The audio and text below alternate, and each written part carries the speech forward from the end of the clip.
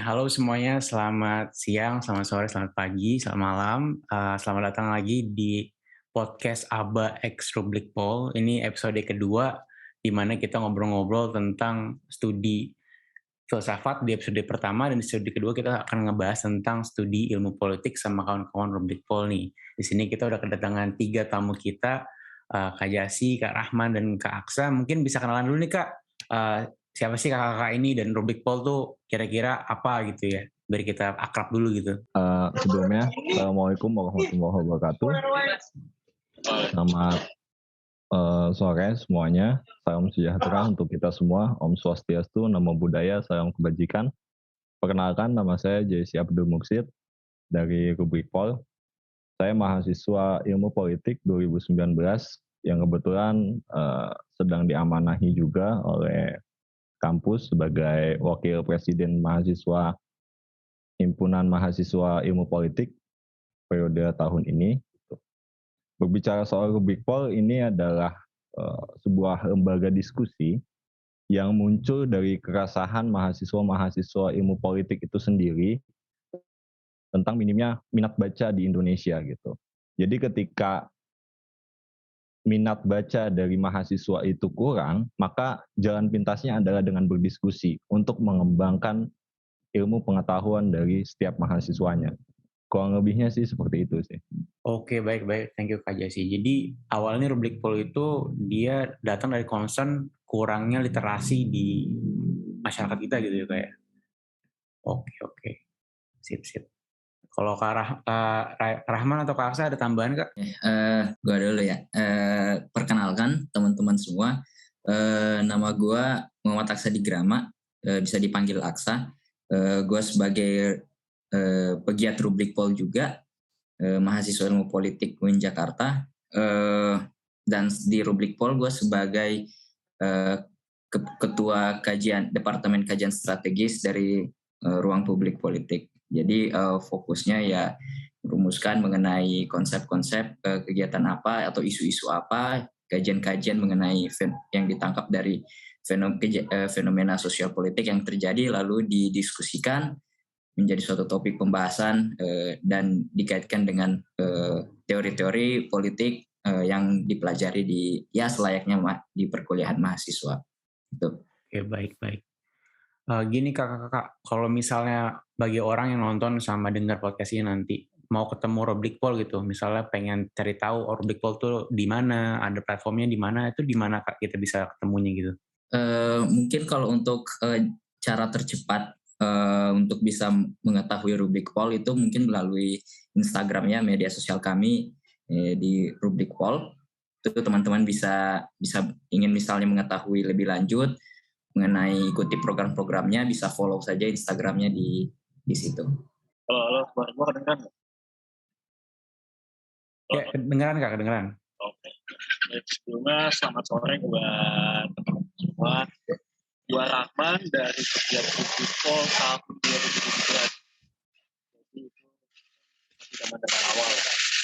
Jadi sebenarnya Rubrik Pol itu tidak hanya sebatas forum akademik semata gitu ya, yang lahir dari keresahan mahasiswa terhadap minimnya sebuah wadah untuk dialektika gitu. Tapi di sini memang laboratorium hidup gitu dalam beradu pikiran, wawasan, dan pada akhirnya diharapkan Rubrik Pol ini dapat menciptakan sesuatu, entah itu sebuah antitesa atau sebuah jawaban yang terhadap fenomena-fenomena yang ada di sekitar kita gitu.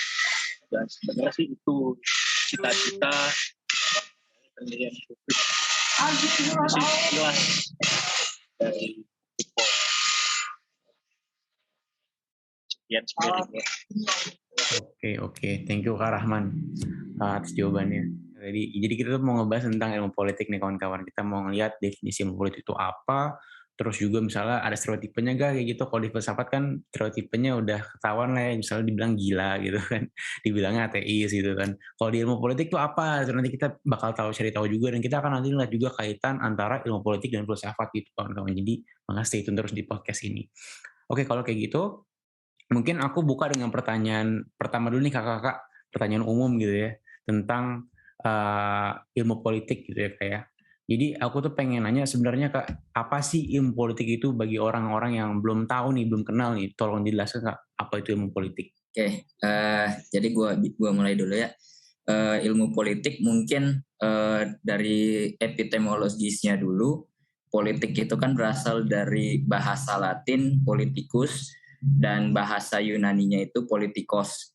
Nah, ini kedua kata ini itu berakar dari suatu kata yaitu disebut dengan polis yang berarti kota. Nah, artinya politik itu ya relating to citizen gitu. Nah, secara lebih lanjut lagi, pemaknaan politik mengenai secara terminologi, mengenai apa itu politik, sebagaimana yang disampaikan oleh Prof. Miriam Budiarjo, politik itu sebenarnya bertujuan untuk kebaikan bersama atau untuk public goods. Jadi artinya adalah bagaimana pengaturan pendistribusian sumber daya ini kepada merata secara adil oleh seluruh masyarakat, dan salah satu instrumennya dan banyak diamini juga oleh para ilmuwan politik yaitu dengan instrumen terbaiknya yaitu dengan negara yaitu state gitu. Jadi nah ketika membahas ilmu politik, jadi apa sih yang dipelajarin? Ya ilmu politik itu adalah suatu ilmu yang mempelajari mengenai model bagaimana pendistribusian sumber daya ini itu bisa tercapai merata kepada seluruh masyarakat dengan tujuannya untuk mencapai kebaikan bersama tadi. Mungkin itu sih kalau menurut gue pendapat mengenai apa itu ilmu politik. Mungkin Jais sama Rahman bisa jelasin. Kalau gue masuk ya. Jadi gini, sebenarnya ilmu politik itu, tapi gue nggak ngebahasnya secara ideal dan secara terminologi segala macam, tapi lebih ke realita. Jadi sebenarnya ilmu politik ya how to get power gitu dalam segala macam aspek gitu. Dan di ilmu politik itu sendiri bercabang. Jadi ibarat kata tuh ilmu politik ya sebagai ibu gitu loh. Dan anaknya itu ada politik lingkungan, politik global, politik gender dan segala macam. Nah itu di dalam setiap anak-anaknya itu intinya ya how to get something gitu loh. Dan bagaimana dinamikanya segala macam. Jadi sebenarnya untuk yang tadi Aksa bilang gitu ya, maksudnya untuk distribusi sumber daya apa segala macam sih lebih agak topis lah ya sebenarnya. Dan esensinya yaitu how to get something from someone gitu. Itu sih kalau dari gue ya. Mungkin yang lain bisa ngebantah apa kan.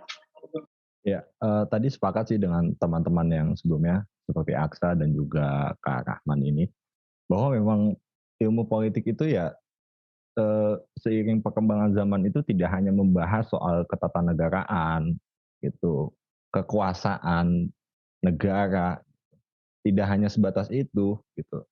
Ilmu politik ini terus berkembang, bahkan masuk ke dalam sendi-sendi masyarakat gitu. Dalam skop yang kecil aja gitu, misalkan dalam keluarga gitu. Sebetulnya kita melakukan hal-hal yang berbau politik di dalam keluarga itu sendiri gitu, tapi tanpa kita sadari gitu. Karena pengertian yang kita tahu tentang politik selama ini hanya dikotakan berkaitan dengan kekuasaan, dengan ketatanegaraan, seperti itu sih. Oke, baik Kak. Berarti itu, ya soalnya kalau misalnya orang umum mungkin dengar kata ilmu politik, pasti ngaitinnya langsung ke pemerintahan gitu kan ya. Ternyata nggak ke sana juga ya, dia ke skala mikro juga keluarga, dalam cara kita interaksi sama sosial sama manusia itu juga ada ilmunya juga di situ, ilmu politik main juga di situ Kak ya, kurang Ya, lebih. tadi benar sih yang Rahman bilang untuk kekuasaan ya, berarti untuk mencapai keinginan sih sebenarnya. Dan begitu pun Jais bilang tadi, ya politik ya untuk tadi itu memperoleh sumber daya gitu, memperoleh sumber daya dengan makanya salah satu untuk bisa memperoleh sumber daya yang besar itu ya dengan kekuasaan gitu. Itu sih mungkin. Oke, baik Kak. Berarti oke, kalau kekuasaan itu kan tadi itu adalah kayak central team tadi ya diomongin sama Kak Aksa, Kak Jais, Kak Rahman. Kalau kayak gitu, apakah ilmu politik itu sendiri ilmu yang sifatnya normatif, Kak? Kayak kayak memberikan kita what should we do-nya gitu loh. apakah dia sifat lebih deskriptif itu lebih kemana Kak, kalau dalam arah ilmu politik itu sendiri?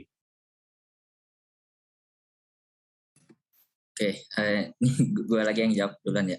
Boleh, Nanti boleh. teman-teman bisa tambahin. Kita nge-flow aja. Oke, sip. Ya, siap. Jadi untuk dibilang normatifnya, tentu kita mengenal di ilmu politik itu kan ada secara kalau misalnya membahas sejarah kan ilmu politik memang masih tergolong ilmu yang baru. Itu lahir ke abad ke-19.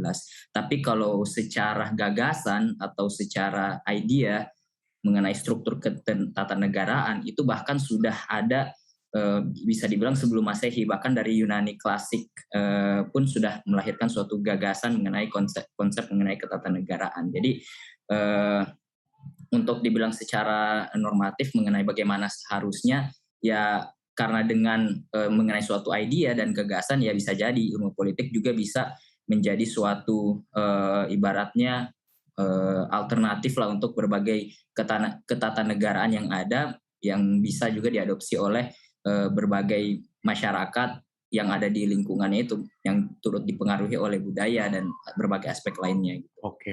Dari Kak Rahman atau Kak Jais, ada mau tambahan nggak? Sebenarnya ilmu politik kalau kita melihat secara jujur dan lebih dalam ya, sebenarnya ilmu politik adalah salah satu pangkal dari segala macam ilmu gitu, karena ilmu politik membidangi ya terutama dalam hal kita berinteraksi sama manusia gitu, dan dalam hal itu kita bergandengan sangat erat dengan filsafat, dan dalam filsafat sendiri tarikannya langsung kepada ilmu eksak kayak kedokteran dan segala macam gitu. Dan di politik itu memang kita membahasnya dalam apapun itu ya, memang secara general gitu ya, tapi menitik beratkan kepada sisi filosofinya gitu, membahas sebuah fenomena, misalnya ketika membahas ketuhanan, fenomena alam, segala macam, itu memang paradigma yang dipakai mayoritas ya dalam politik itu ya filsafat politik. Kurang lebih ilmu politik ya ilmu filsafat juga sih, lebih tarikannya lebih begitu gitu. Dan ilmu politik cocok untuk membahas segala macam isu dalam masyarakat, dan sebenarnya ilmu ini wajib untuk dipelajari untuk kita semua, karena ya kita hidup bersama politik gitu, dan sendiri itu sih yang terlebih lagi konsepnya juga di sini literasi politik kita bersama-sama. Oke, kalau kayak gitu, tapi aku mungkin ini sih, Kak tadi agak kurang kedengeran di akhir-akhir tadi suaranya, mohon maaf tadi. Cuman tadi jelas sih dapatnya, ada sisi praktis dalam ranah sisi politik, dan itu lekat banget sama kehidupan kita. Nah, kalau dari Bagus gimana nih Gus? Dari tadi kan gue mulu nih yang ngomong, kalau Bagus gimana, coba tanggapin Gus? Oke, kita juga dibilang ya, kalau politik itu nggak cuma ngomongin negara, tapi juga dekat sama kehidupan sehari-hari gitu. Kan dibilang sama Bang Jais itu, bahkan di keluarga pun sebenarnya kita juga sadar juga melakukan hal yang politik. Nah, sebenarnya politik tuh gimana sih perbedaannya di dalam ranah politik sebagai disiplin ilmu politik sama yang praktis itu? Beda yang akademis sama yang praktis kayak gimana? Oke, mungkin ini ya, bedanya politik yang di ranah akademis dan ranah praktik. Tadi sudah disinggung juga sama Rahman, kalau misalnya politik itu kan artinya bercabang dan memiliki fokusnya masing-masing. Kayak contohnya kalau politik, misalnya politik luar negeri itu misalnya HI, terus di dalam pemerintahan ilmu politik itu masuk ke dalam ilmu pemerintahan. Jadi ilmu politik ini bercabang gitu kan. Nah, tentu terkait dengan kalau misalnya berbicara praksisnya atau prakteknya, pasti orang-orang awam bakalan melihat ilmu politik ya dari institusi negara itu sendiri sebagai contoh nyatanya, dan ya memang yang dipahami oleh kebanyakan orang gitu. Nah, jadi sebenarnya fokus dari praktek antara ilmu politik sama praktek politik itu tentu berbeda gitu kan. Nah, kalau dalam ilmu politik itu lebih bahas mengenai bagaimana konsep, bagaimana gagasan, ideas, ketatanegaraan, ataupun mengenai konsep bagaimana suatu masyarakat untuk misalnya memperoleh kekuasaan, ataupun begitu partai politik bagaimana memperoleh misalnya merebut perhatian masyarakat. Nah, contoh kasusnya saja misalnya begini, di dalam politik itu kan ada namanya kayak perilaku politik atau budaya politik gitu kan. Nah, tentu di dalam kajian ilmu politik ini ada menjadi kajiannya tersendiri. Nah, tapi dalam praktiknya ilmu-ilmu seperti ini banyak digunakan oleh para lembaga-lembaga survei misalnya. Nah, lembaga-lembaga survei ini kan menggunakan ilmu-ilmu politik sehingga nanti ketika misalnya ada partai politik yang ingin memenangkan suatu pemilihan di daerah tertentu, tentu kan pasti harus mempertimbangkan budaya masyarakatnya. Kira-kira nih bagaimana nih supaya saya bisa memenangkan suara di daerah tersebut gitu kan. Nah, dalam ilmu politik tentu ada kajiannya mengenai pendekatan apa nih kebudayaan apa, perilakunya masyarakatnya seperti apa gitu. Nah, itu digunakan oleh partai politik untuk menjadi strategi untuk memenangkan suatu meraih suara dalam pemilihan umum. Nah, dalam praktiknya begitu.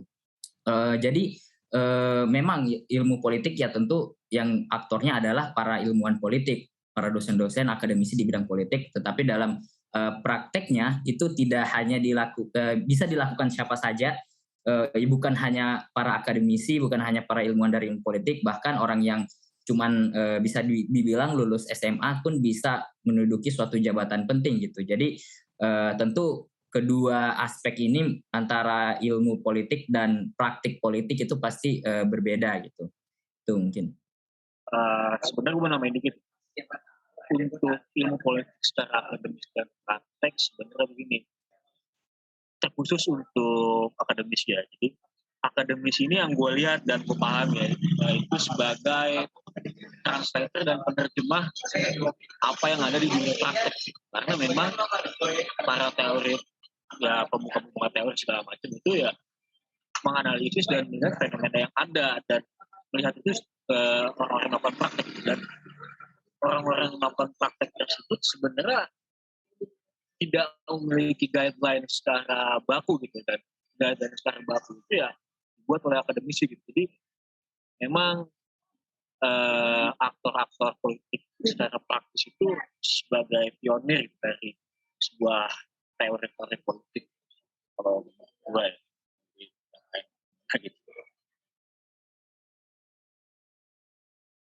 Oke, mungkin tambahan sedikit gitu kan. Singkatnya ya memang sebetulnya secara akademis gitu kan, kita mengkaji tentang fenomena yang terjadi di dalam masyarakat dalam perspektif politik tentunya gitu kan. Nah, dalam praktiknya ini memang betul kata Aksa, bahwa praktik politik tidak hanya dilakukan oleh mereka yang akademisi gitu kan, seperti dosen gitu, profesor dari politik dan lain segala macamnya. Tapi juga masyarakat-masyarakat gitu dalam skop ketatanegaraan memperebutkan kekuasaan jabatan publik ataupun dalam bermasyarakat biasa gitulah, di lingkup-lingkup kecil gitu juga menjadi contoh atau menjadi bagian dari praktik politik itu sendiri kayak gitu. Oke, jadi menarik banget ya. Jadi emang secara akademik semua praktik kan beda, tapi itu dari apa ya yang kita lihat di masyarakat fenomena politik. Jadi itu jadi ini ya, jadi suatu formulasi untuk ilmu politik ke depannya gitu. Dan itu juga pernah sih yang dibilang tadi agen atau aktor politiknya sebenarnya juga ini ya, nggak harus orang yang ini ya ilmu atau mendalami ilmu politik, itu sih yang menarik. Dan mungkin ini juga ya, sebaiknya juga orang yang jadi aktor politik juga memahami ilmu politik kan, biar lebih dia menjalankan government, mungkin seperti itu kali ya. Itu sih mungkin ya, idealnya sih seperti itu. Idealnya. Iya, oke. Mantap juga tuh. Kayak mungkin kalau kita cari paralel kayak filsafat juga kan, semua orang bisa berfilsafat bebas gitu kan, bahkan anak kecil pun boleh berfilsafat. Tapi kan ada alasan kenapa ada studi ilmu filsafat itu sendiri, mungkin tadi Bagus bilang supaya kita bisa gimana ya, menempuh sesuatu itu dengan cara yang lebih formal gitu ya. Jadi ada tatanannya itu, jadi lebih ini menarik. Terus tapi nih kakak, yang dari tadi gue tangkap tuh, gue ada mendapat kesan kalau politik itu diverse banget gitu ya, beragam banget gitu, bisa diaplikasikan kemana-mana gitu. Dan ini kayaknya dari tadi sih Azri juga pengen nanya nih, maka dia udah ngeliatin aja. Coba Azri, ada komen gak nih Azri tentang diversity dari politik ini gitu?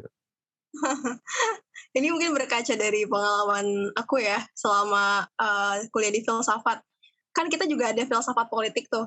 Awal-awal ditawarin kan untuk ikut, ayo ambil matkul ini. Terus di bayangan aku tuh kalau belajar filsafat politik pasti kaitannya sama negara, terus kekuasaan, jabatan gitu-gitu. Jadi kayak udah ada stereotip itu loh di kepalaku soal politik. Nah sampai akhirnya aku nggak ambil itu gitu, nggak mau ambil tentang ilmu politik, tentang filsafat politik saat itu. Dan baru menyadari bahwa politik itu luas setelah tahun akhir kuliah kali ya. Nah, ini menarik banget kan, ternyata seluas itu. Jadi kayak hampir semua fenomena masyarakat itu bisa dikaji dalam perspektif politik gitu kan ya. Nah, mungkin di sini yang mau aku tanyain adalah sebenarnya bagaimana sih kita menentukan bahwa suatu hal itu bisa masuk ke dalam kajian politik gitu. Jadi nggak, misalnya pasti ada ini kan, ada bukan pengkotak-kotakan sih, tapi lebih kepada ada kategorisasi kan, mana hal yang bisa masuk ke dalam kajian politik, mana yang mungkin bukan termasuk kajian politik gitu. Mungkin nanti dari kakak-kakak Rubik Pol bisa dijelasin, soal aku masih kayak orang awam gitu loh, yang pengen tahu banyak soal yang mana sih yang bisa dimasukkan ke dalam kajian politik gitu. Oke, mungkin gue bisa mulai dari ini ya, dari teori pendekatan-pendekatan yang digunakan dalam perspektif untuk mempelajari ilmu politik. Nah, jadi sebenarnya di dalam ilmu politik itu ada 3 pendekatan. Yang pertama ada pendekatan konstitusional, kemudian pendekatan empiris, dan yang ketiga itu pendekatan behavioral. Nah, untuk yang pertama itu pendekatan konstitusional. Nah, ini pendekatan konstitusional ini merupakan pendekatan dalam memahami ilmu politik yang berasaskan pada suatu ide atau gagasan. Nah, jadi kalau misalnya untuk memahami ilmu politik, gagasan, misalnya ide, konsep kenegaraan dari seorang Plato, Socrates, Aristoteles, filsuf-filsuf yang lain. Nah, ini merupakan yang digunakan untuk memahaminya itu pendekatan konstitusional gitu.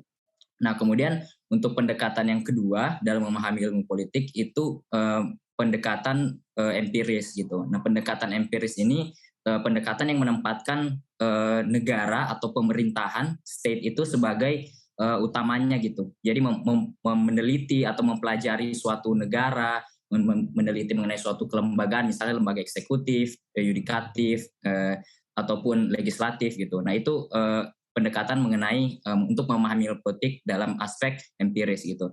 Nah, kemudian yang ketiga pendekatan behavioral. Nah, pendekatan behavioral ini menempatkan publik sebagai aspek atau unsur utamanya gitu. Nah, jadi yang dipelajari di sini adalah mengenai perilaku politik, budaya politik dari masyarakat, mengenai suatu yang pada akhirnya perilaku politik ini atau behavioral dari masyarakat ini yang akan melahirkan suatu fenomena politik atau fenomena ketatanegaraan gitu. Nah, jadi kalau misalnya kita berkaca pada untuk mengkaji misalnya nih fenomena 212 kemarin yang pada tahun 2017 itu kan.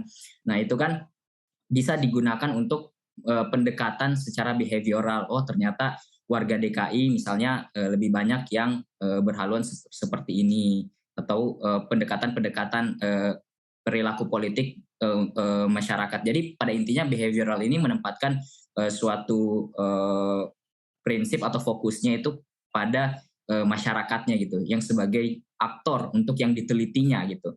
Nah, jadi kalau misalnya dari untuk yang pertama tadi konstitusional adalah gagasan, ide dari seorang filsuf ataupun pokoknya gagasan lah.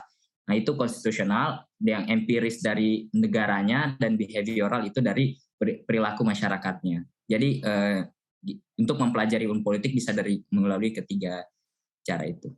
Oke, berarti ternyata untuk mengetahui apa yang menjadi kajian politik itu bisa dari pendekatan-pendekatan itu ya. Jadi mungkin semacam, kalau di filsafat ada metode gitu ya, kayak metode fenomenologi, kemudian misalnya ada metode dualistik gitu. Jadi kayak semacam metode yang digunakan untuk melihat isu-isu masyarakat. Nah, ini menarik terutama yang behavioral ya, karena kebetulan aku juga concern banget di philosophy of mind yang berkaitan dengan behavioral. Nah, melalui pendekatan behavioral misalnya, gimana sih cara kita bisa melihat legitimasi dari kekuasaan gitu? Karena kan kalau ngomongin politik pasti ada ngomongin soal kekuasaan kan. Nah, mungkin dari salah satu pendekatan ini atau mungkin dari behavioral aja, gimana sih cara kita melihat gitu adanya legitimasi dari suatu kekuasaan gitu, semisal. Tadi apa legitimasi terhadap kekuasaan ya? Benar nggak sih? Iya, betul. Sebenarnya untuk legitimasi terhadap sebuah kekuasaan nggak bisa kita lihat dari satu parameter sih. Tapi yang paling utama itu adalah sebenarnya trust gitu dari konstituen pemerintahan tersebut. Trust dalam artian misalnya trust itu abstrak juga sebenarnya. Intinya tapi subjektif. Jadi rasa kepuasan individu terhadap pemerintah maksudnya dengan kinerjanya atau apa gitu juga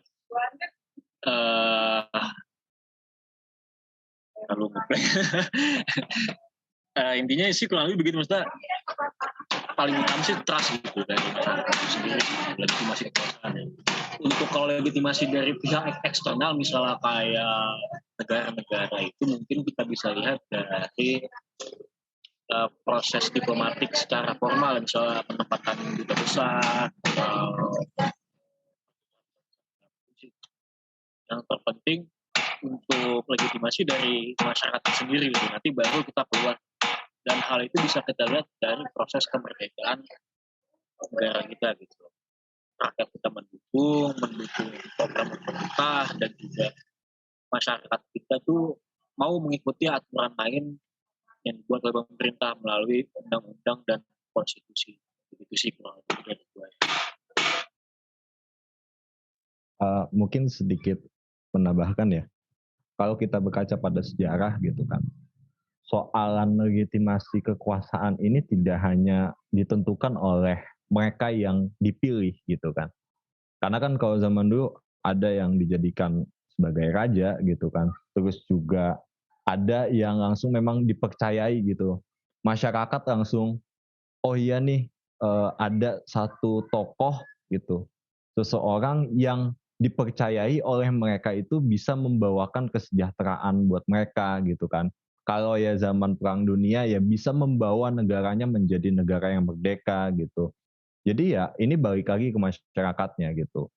Masyarakat menghendaki dia menjadi pemimpin atau tidak gitu. Baik nantinya secara dipilih ataupun bisa dipercayai gitu lah istilahnya. Menambahin jadi kalau misalnya legitimasi kekuasaan dari mungkin memperhatikan aspek behavioralnya, di dalam ilmu politik itu ada mengenai behavioral ya. Di dalam ilmu politik itu ada dua partisipasi publik. Yang pertama itu partisipasi konvensional dan partisipasi non konvensional gitu. Nah, tentu kalau misalnya untuk memperoleh legitimasi, ya yang sebagaimana sudah dikatakan oleh Jais dan Rahman tadi, bahwa untuk misalnya legitimasi oleh rakyatnya itu tentu melalui konsep partisipasi konvensional. Jadi partisipasi konvensional ini merupakan partisipasi yang sudah diatur oleh undang-undang, yang sudah diatur oleh hukum, seperti misalnya pemilu, misalnya untuk berpartisipasi dalam aturan-aturan yang sudah diatur lah gitu. Nah, jadi untuk mendapatkan legitimasi yang sudah diatur oleh hukum, yaitu melalui dengan dari aspek behavioralnya itu dengan pendekatan atau partisipasi konvensional gitu, untuk mendapatkan legitimasi mengenai seorang penguasa yang untuk memimpin negara gitu. Oke, berarti ini balik lagi ke misal dari pendekatan 3 tadi ini ya. Jadi bisa kita bisa melihat legitimasi kekuasaan itu dari 3 pendekatan tadi, terutama kalau misalnya aku nangkap untuk yang behavioral itu kan lebih dekat ya kayaknya. Karena sifatnya subjektif kan, bagaimana masyarakat itu bisa menentukan apakah seseorang itu bisa menjadi misalnya katakanlah memegang kekuasaan atau tidak gitu. Jadi balik lagi kepada si individu itu sendiri kalau kita lihat dari sisi behavioral. Kurang lebih seperti itu ya. Oke, kayaknya ada yang mau nanya nih si Bagus. Nah, udah udah ketebak. Oke, silakan Bagus. Iya, thank you Zri. Dan tadi menarik banget itu riset baru kan, pendekatan tadi kan ada pendekatan konstitusional, empiris, sama behavioral. Dan ini nggak sih, saya bisa bilang tuh salah satu apa ya, fokus nggak sih? Fokusnya ada 3 berarti ya. Dan mungkin juga bisa ini nggak sih di kalian aktifkan gitu. Tadi kan dibilang kalau politik itu juga cara untuk mengarah kekuasaan, juga tadi legitimasi. Terus berarti tujuannya sendiri gimana sih dari politik itu? Cara lebih Sorry mungkin tadi gue kurang nangkep sih, kurang kedengeran sih suaranya. Bisa diulangi lagi nggak? Oke. Tadi kan kita bahas juga soal 3 pendekatan ya. Ada yang behavioralisme, terus juga empirisme, sama satu lagi itu behavioral ya. Nah, itu kan juga bisa dibilang fokusnya dari politik. Nah, terus sebenarnya tadi kan juga dibahas sih, politik tuh cara untuk meraih kekuasaan gitu kan dari sumber daya yang ada. Tapi mungkin bisa diaktifkan lagi gitu kan, diterangkan lebih dalam gitu kan tentang tujuan dari politik itu berapa? Tujuan dari politik sebenarnya yaitu tadi yang udah mungkin teman-teman udah bilang, tapi ya memang idealnya seseorang untuk memperoleh kekuasaan adalah untuk memperoleh sumber daya yang sebesar-besarnya. Tapi di saat yang bersamaan kerangka negara suatu state ini mengatur bagaimana di saat yang bersamaan pendistribusian ini itu bisa merata juga ke masyarakatnya gitu. Nah, jadi tujuan dari politik yaitu orang merebut kekuasaan, berlomba-lomba untuk menduduki pos-pos jabatan publik yang penting untuk mendapatkan power gitu, untuk mendapatkan power, kekuasaan, dan memperoleh sumber daya. Nah, itu dengan sumber daya itu, kekuasaan itu dia bisa menjadi ibaratnya distribute sumber daya, pengaturan bagaimana sistem berjalan untuk pendistribusian sumber daya itu kepada masyarakat gitu. Itu kalau menurut gua mengenai tujuan politik. Nah, mungkin sedikit tambahan ya. Tadi kalau kita berbicara soal idealnya gitu kan, pencapaian kekuasaan ini kan memang secara idealnya ya untuk mensejahterakan masyarakat gitu kan, untuk mengembangkan suatu negara, membawa dari negara berkembang menjadi negara maju gitu kan, dari negara terpuruk menjadi negara adidaya, adikuasa, dan lain segala macamnya gitu. Itu secara ideal ya. Tapi kita juga nggak bisa memungkiri gitu secara realitas yang terjadi di masyarakat kita gitu. Dan memang politik digunakan oleh segelintir orang ataupun elitis gitu kan sebagai hanya untuk mencapai kekuasaan dan memanfaatkan kekuasaan tersebut gitu. Nah, ini realitas yang terjadi, nggak usah jauh-jauh lah gitu. Di negara ataupun di dalam skop-skop kecil pun seperti itu gitu. Jadi ketika mereka mendapatkan kekuasaan, kadangkali gitu kan, ada oknum lah kita sebutnya. Oknum yang memanfaatkan kekuasaan itu untuk memperkaya atau untuk dieksploitasi demi kepentingan dirinya gitu. Nah, ini secara realitas yang terjadi di masyarakat itu seperti ini gitu. Ya menarik banget tadi yang dibilang sama Bang Jaya, terutama kan ngomongin idealnya tuh pasti ya kita lihat lagi lah, kita lihat realitanya gitu. Apalagi kita dapat insight nih baru kan dari ilmu politik. Sebenarnya ya mungkin kita kan idealnya pengen suatu masyarakat yang adil, yang ideal gitu kan. Kita bisa menguasai sumber daya tapi kita kan secara merata. Tapi pada kenyataannya gitu ya, sulit banget. Tapi mungkin itu juga menjadi hal atau mungkin tantangan bagi oposisi sendiri kan. Itu juga menjadi mungkin setelah itu wasdok kali ya, kita penjaga malam. Bagaimana sih pemerintahan itu biar nggak yang korup, nggak yang senang-senang gitu kali ya. Iya benar-benar sepakat kali, sepakat. Mantap, penjaga malam ya Gus ya. Jadi kayak Batman nih gitu nanti. Keren. Oke. Azri tadi mau apa? Ada tambahan nggak Azri? Paling penasaran sih. Tadi kan udah ngomongin penjaga malam, terus ini gue langsung ke-trigger sama lawannya dari pemikirannya Hobbes ini kan sebagai penjaga malam. Jadi kalau dari John Rawls itu sendiri kan tadi tuh yang udah di-mention sama Kak Aksa juga tentang pendistribusian sumber daya kan. Kayak misal pajak. Jadi untuk mencapai suatu theory of justice, suatu keadilan gitu, harus adanya pendistribusian sumber daya termasuk di dalamnya pajak gitu untuk mencapai keadilan itu. Nah artinya di sini kan berhubungan juga dengan tujuan politik gitu ya. Nah kalau misalnya ada keinginan dari misalnya entah itu suatu pihak atau banyak pihak mengenai pendistribusian sumber daya gitu kepada masyarakat yang tadi tujuannya adalah untuk mensejahterakan masyarakat. Nah, berarti kan secara tidak langsung ataupun mungkin secara langsung ada intensi gitu untuk mengubah masyarakat itu sendiri kan. Nah, bagaimana bisa gitu kan politik itu mengubah gitu kondisi atau keadaan masyarakat gitu? Atau mungkin bagaimana sih cara yang dilakukan oleh politik, misalnya dalam pandangan politik untuk mengubah tatanan masyarakat. Apakah misalnya kalau di dalam filsafat itu kan untuk mengubah itu sendiri mungkin sebenarnya lebih kepada kontemplasi gitu kan. Bagaimana kita misalnya mengkontemplasikan diri kita gitu mengenai identitas diri kita. Dari situ kita bisa berubah gitu. Nah, kalau dari politik sendiri, gimana cara politik itu bisa mengubah mungkin kondisi masyarakat gitu, semisal seperti itu? Untuk politik sendiri ya, kita memang bertolak belakang jauh dengan filsafat yang boleh dibilang kebanyakan khayal. Jadi mungkin seperti yang lu bilang tadi, kalau filsafat merenung, muhasabah diri gitu ya.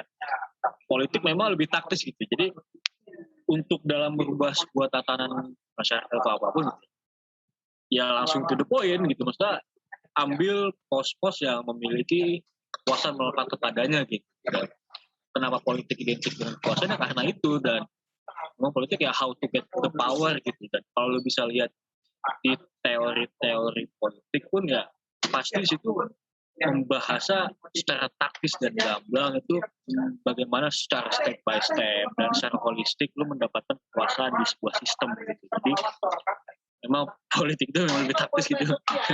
Dan memang kesana lebih kejam dan kasar karena ya kita kan berhadapan dengan banyak orang yang memiliki niat yang sama gitu. Dan juga kan dalam filsafat Hobbes kan bahwa kita tuh kan serigala bagi semuanya gitu, maksudnya musuh satu sama lain gitu. Itu sih jawaban gue gitu. Mungkin nambahin sedikit.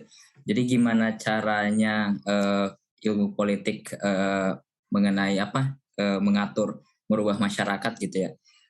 Sebenarnya tadi yang dibilang Rahman sendiri itu merupakan suatu hal yang praktisnya yang terjadi di lapangan gitu kan. Sebenarnya kalau menurut gue pribadi, ilmu politik ini juga merupakan ilmu yang ideal gitu.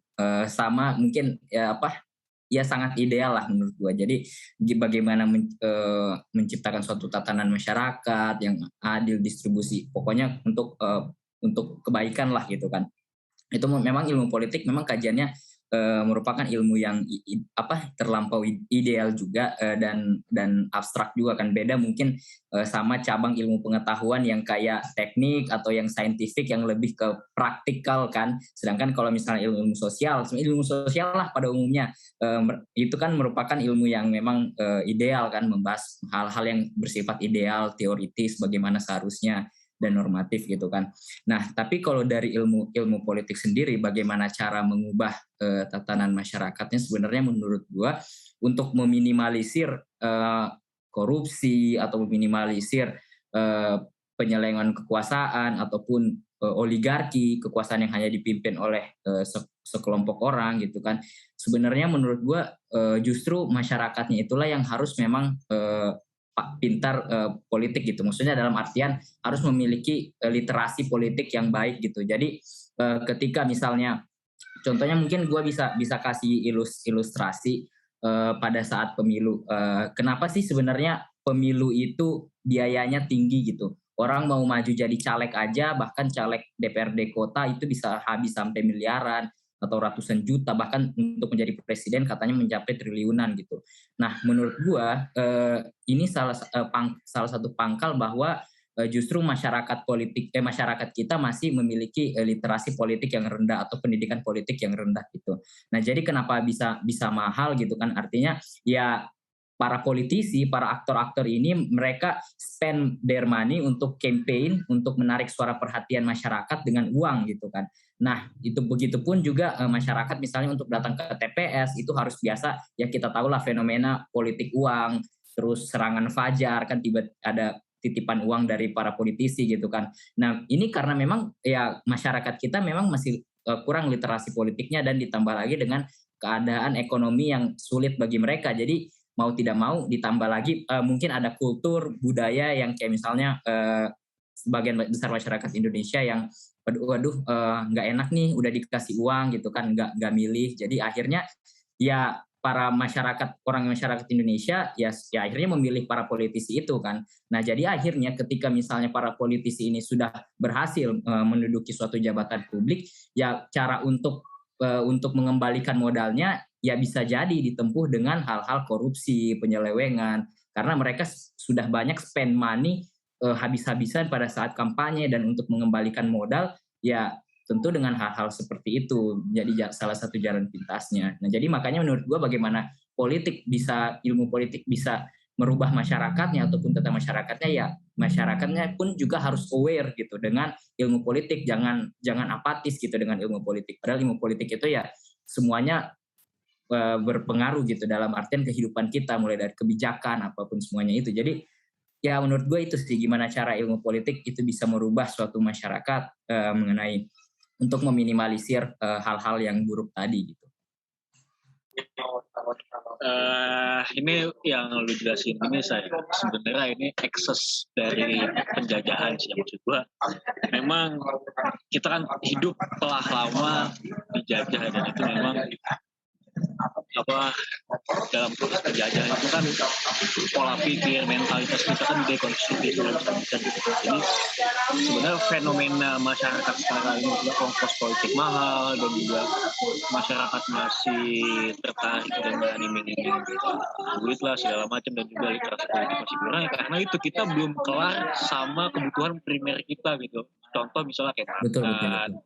Nah itu dan itu maksudnya ini buat tambahan aja, jadi harus jadi concern kita bersama gitu. Untuk membangun literasi politik ya kita harus tuntaskan gitu kebutuhan utama kita gitu, karena sebenarnya literasi politik itu kan ya kebagian tersier lah dalam kehidupan kita gitu. Jadi ya mau nggak mau entah gimana caranya mungkin ya kita harus memenuhi kebutuhan primer dan sekunder kita gitu sih.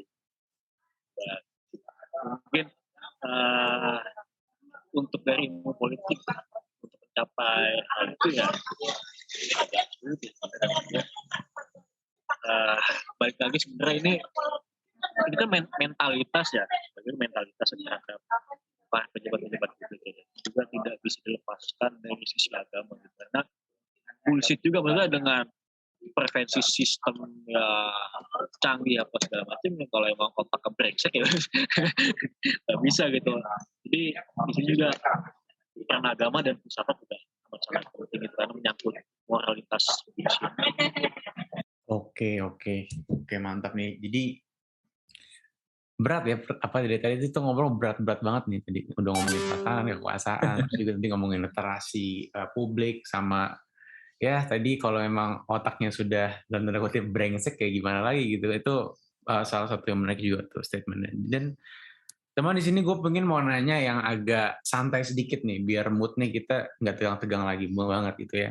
Soal tadi kan Kak Aksa juga sempat mention kalau misalnya masalah literasi tadi ya, terus juga permasalahan kayak sempat nyentuh-nyentuh ke stigma gitu kayaknya. Aku ngeliat stigma-stigma di ilmu di politik tuh kayak gimana orang bisa ngeliatnya kan tadi kayak ada korupsi, ada apa. Kan orang kalau ngeliat politik tuh pasti udah capek kan, pasti ini korupsi lagi nih, ini lagi, begini lagi nih. Sama kayak di filsafat gitu kan. Kalau filsafat stigmanya kayak tadi Aziz bilang, karena kita sering kontemplasi, lu gila ya, pasti digituin kan. Pasti digituin. Kayak gue pas lagi naik ojol tuh pas masih maba, kalau ditanya kuliah di mana dengan bangganya ngomong, oh kuliah di UI. Jurusan apa? Langsung diem, filsafat ya. Karena langsung, oh lu hati-hati nanti jadi gila, nanti jadi ateis, nanti jadi orang nggak jelas mau kerja apa, kayak gue capek banget digituin mulu gitu loh. Tapi ujung-ujungnya akhirnya ya udah kayak bodo amat juga gitu kan. Cuman itu yang menarik kalau di filsafat kan ya stigmanya gitulah. Kalau di ilmu politik nih kakak, apa sih stigma terbesarnya gitu ya, kayak orang kalau mau masuk ke politik kenapa sih ada apa, mungkin enggan kah atau takut kah atau kayak gimana kah? Boleh ceritain dulu gak nih Kak, biar orang-orang pada tahu juga gitu. Mungkin gue punya cerita menarik sih mengenai ini ya gitu. Kalau lu kan mungkin ketika naik ojol gitu kan, ditanya gitu kan soal kuliah di mana dan jurusan apa gitu. Gue juga punya cerita menarik ya tentang mirip lah tentang hal itu gitu. Jadi ketika gue selesai beribadah, sholat Jumat tepatnya gitu kan. Waktu itu kebetulan gue nggak langsung pulang gitu. Sempat duduk sebentar dan diajak ngobrol lah sama ustadz di sana gitu. Beliau ngomong ke gue gitu. Gimana kuliahnya? Alhamdulillah lancar Ustadz gitu. Iya, tapi kalau Ustadz lihat-lihat kamu kayaknya nggak cocok deh gitu untuk masuk gitu kan ke jajaran politisi-politisi gitu. Nah, gue bertanya-tanya gitu kan, dalam hati kenapa gitu, kenapa dianggap tuh gue nggak cocok gitu untuk menjadi seorang yang terjun di dunia politik praktis gitu kan. Akhirnya beliau ngomong gitu, karena kamu terlalu jujur, jadi orang tuh terlalu jujur, sungguh pun bohong itu jarang gitu kan. Sungguh pun bohong itu jarang gitu. Nah, artinya kan kita bisa melihat bahwa stigma yang berada di masyarakat yang berpolitik adalah mereka orang-orang yang pembohong gitu kan. Orang-orang yang memang apa ya, bisa dikatakan menggunakan politik itu sebagai permainan yang kotor gitu kan. Sebetulnya bagi saya politik itu suci, bersih gitu kan. Tetapi bagaimana kita mengolahnya aja. Ya kalau yang megang tangannya kotor, ya politik itu menjadi kotor gitu. Ini perumpamaan ya. Ya saya juga cukup sedih, cukup miris gitu kan. Karena kita juga mempelajari mengenai ilmu politik itu sendiri gitu. Kajian-kajian kita, teori-teori kita kan sifatnya banyak loh. Yang seperti tadi disampaikan oleh Aksa ini kan banyak yang terlampau ideal gitu kan. Sesuatu yang sangat didamba-dambakan gitu kan, kesejahteraan masyarakat yang merata gitu kan, tidak adanya oligarki gitu, seluruh elitnya bisa memanfaatkan kekuasaannya untuk kepentingan umum gitu kan. Kita membahas soal itu loh. Dan kenapa ketika ada seseorang gitu kan, misalkan yang justru dia yang sebetulnya memiliki potensi untuk maju gitu kan, untuk memegang kekuasaan agar kekuasaan ini bisa digunakan dengan benar. Justru masyarakatnya mendoakan seperti itu gitu. Ini kan yang ada pemikiran yang ada di masyarakat yang sebetulnya salah gitu. Memang yang hanya terlihat mungkin kan ya politik-politik kotor lah. Tapi kan sebetulnya dalam agama saya, dalam Islam gitu kan, politik itu juga diajarkan bagaimana Nabi berpolitik kan, Nabi juga berpolitik. Apakah politik yang disampaikan oleh Nabi itu kotor juga gitu? Apakah Nabi melakukan kelicikan, pemanfaatan dari kekuasaannya sebagai Nabi gitu? Untuk misalkan mencari keuntungan dirinya sendiri? Tidak. Khalifah, apakah mereka memanfaatkan kekuasaan mereka sebagai khalifah untuk kepentingan mereka pribadi? Enggak. Banyak khalifah yang dulunya kaya jadi bangkrut, miskin. Demi apa? Demi bisa menghidupi rakyat-rakyatnya gitu. Kalau kita berbicara soal politik itu kotor, enggak kok. Di dalam agama Islam diajarin. Memang tidak secara terang-terangan gitu kan, bahwa politik tuh harus kayak gini. Tapi dalam perilaku masyarakat Muslim itu tercermin dan kita bisa ambil nilai-nilainya di sana gitu. Mungkin itu sih berbagi cerita gitu kan mengenai apa sih yang telah gua rasain gitu selama menjadi mahasiswa politik. Mungkin ada tambahan? Ya, gue juga mau cerita nih. Waktu ngambil ini ya, ditahu gitu kan, ilmu politik gitu. Terus ya sama orang-orang bilang kan, Aksa jurusan apa, ngambil apa? Ilmu politik di UIN Jakarta. Kaget kan, ngambil ilmu politik. Emang lu mau jadi koruptor? Langsung ditembak gitu. kayak nggak apa, kayak nggak tahu, tiba-tiba kayak stigma, kayak langsung. Emang lu mau jadi koruptor? Kayak langsung ditembak ke situ. Gua pernah itu pengalaman ya suka duka menjalani sebagai mahasiswa ilmu politik gitu kan. Langsung dibilang mau jadi koruptor lah, politik itu kotor, ya yang sudah Jais tadi bilang. Nah, tapi gue bilang gini, menyambung tadi apa yang juga sempat Jais singgung kan, sebenarnya ilmu politik yang salah tuh bukan politiknya gitu kan. Toh pun kalau misalnya kita berbicara misalnya bidang-bidang ilmu lain, contohnya kayak misalnya kimia. Apakah kimia kemudian ada orang menggunakan ilmu kimianya untuk merakit bom dan kemudian diledakkan di tempat umum? Apakah yang salah adalah ilmu kimianya? Kan enggak kan? Kemudian apakah ada orang menggunakan ilmu farmasinya terus membuat sebuah racun untuk membunuh orang? Apakah yang salah ilmu farmasinya? Kan enggak gitu. Jadi begitupun dengan ilmu politik gitu. Jadi ya memang kita pembahasannya terlampau idealis dan jadi berbeda dengan realita kenyataannya gitu. Di lapangan ternyata banyak orang yang korup dan lain sebagainya gitu. Jadi ya dalam ilmu politik juga sebenarnya ada kajian yang mengenai kajian etika politik gitu kan. Jadi bagaimana menjadi seorang politik yang tapi beretika gitu. Itu sih suka dukanya yang gue rasain menjadi ilmu politik. Capnya itu langsung waduh berat nih atau enggak. Kok lu koruptor ya? Terus kayak ditanya, emang lu nanti mau masuk partai mana gitu? Atau lu mau jadi caleg di mana gitu kan? Atau lu mau jadi apa sih DPR gitu? Kayak ya gitu-gitulah pokoknya. Emang nggak lepas dari stigma-stigma realitanya politik yang mengenai di negara kita gitu. Itu sih. Menarik banget ya, memang ya politik sebenarnya ya berkata kanvas kosong yang tidak ada seorang pelukisnya gitu melukiskan. Tapi sebenarnya gue ingin memperdalam lagi, ini lebih ke aktor politik. Kan dalam politik itu kan memang tujuannya kan how to get the power ya. Dan konstituennya itu adalah masyarakat. Nah, masyarakat itu sendiri kan heterogen, itu banyak kepentingannya, coraknya segala macam. Yang membuat voter di sini adalah untuk bagi orang-orang yang tidak mampu capable secara individu, misalnya dia punya prestasi atau apa ya itu balik lagi yang tidak capable menggunakan insting dasar manusia, yaitu haus akan harta, tidak pernah puas gitu. Itu yang dimanfaatkan oleh para aktor-aktor politik yang nakal gitu. Juga nah di sini, sorry gue bukan soalnya di sini membuktikan bahwa firman Allah yang membuktikan bahwa ya manusia itu memang porsinya besar ya, segala akan ya segala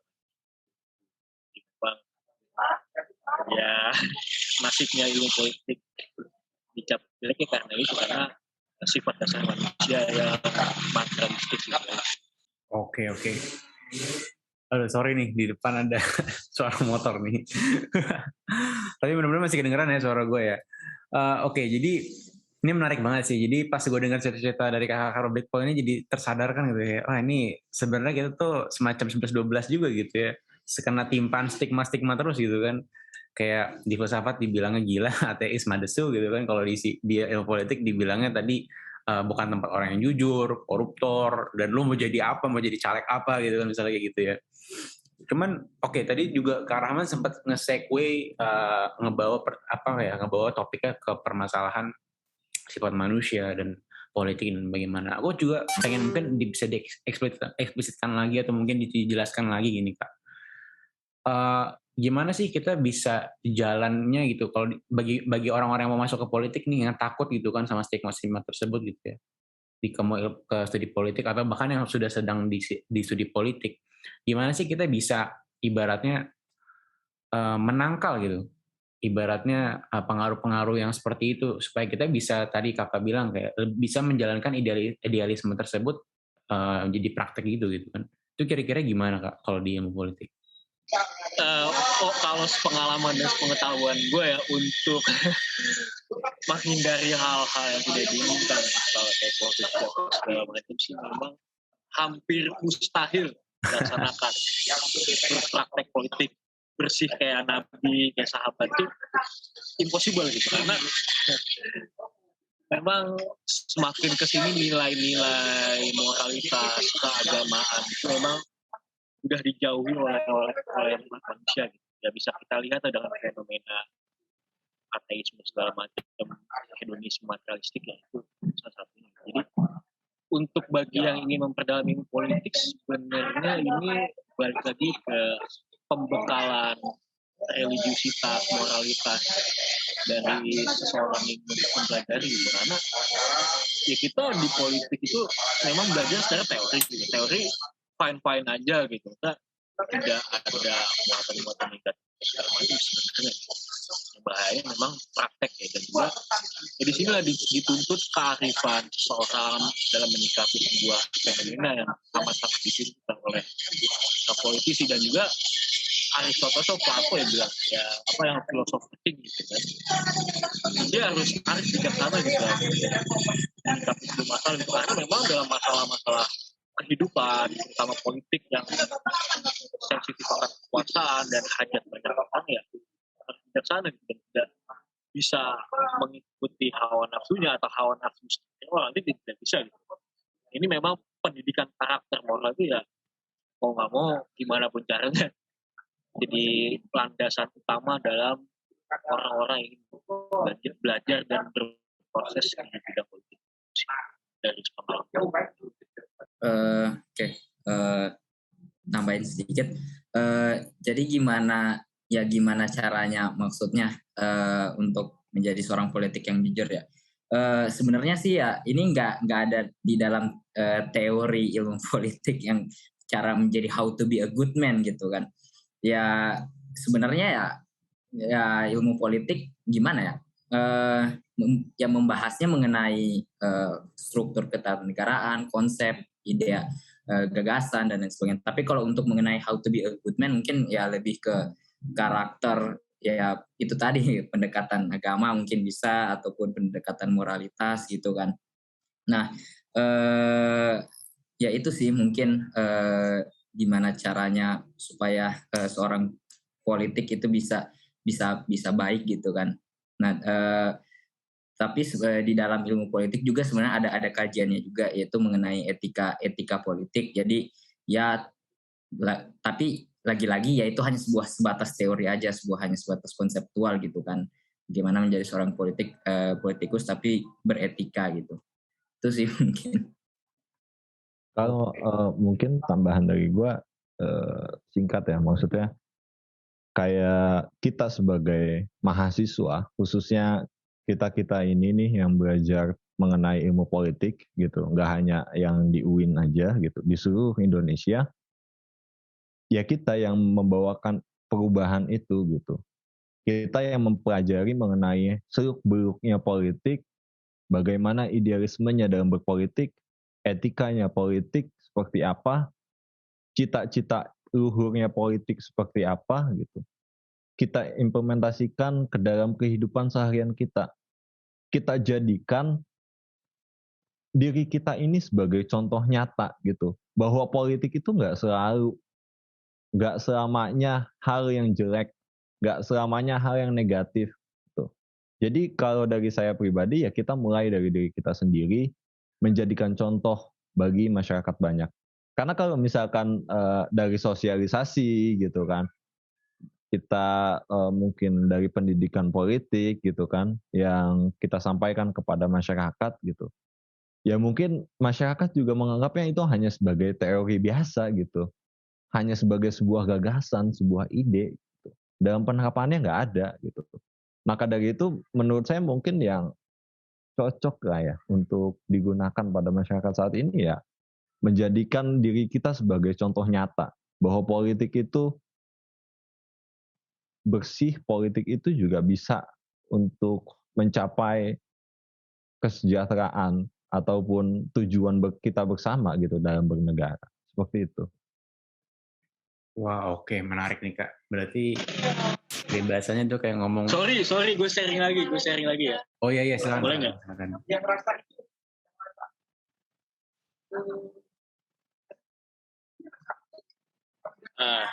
Tadi kan disinggung juga ya maksudnya terkait Nabi berpolitik ya. Nah di situ kita bisa ambil contoh yang amat sangat bagus ya. Begini. Nabi itu kan kita lihatnya secara personal ya. Secara personal dia memang memiliki akhlak yang bagus, tidak materialistik dan juga tidak serakah dan juga respect terhadap orang. Nah itu dalam dia berpolitik itu ada pengenjauhan tahan terhadap value-value yang ada dalam dirinya gitu. Di situ mencontohkan dengan amat sangat gamblang bahwa yang dituntut seorang dari aktor politik ada value-value mulia yang ada dalam dirinya. Jadi bukan soal agama saja disclaimer, tapi memang faktanya adanya. Jadi untuk bagi yang ingin belajar politik, coba dilihatlah dari personal Nabi Muhammad dan juga sahabat-sahabat awal yang Asabiqul Awwalun. Kalau yang Khalifah setelahnya Utsman itu, mohon maaf, udah jariblah Muhammad udah tercemar gitu. Nabi Muhammad memang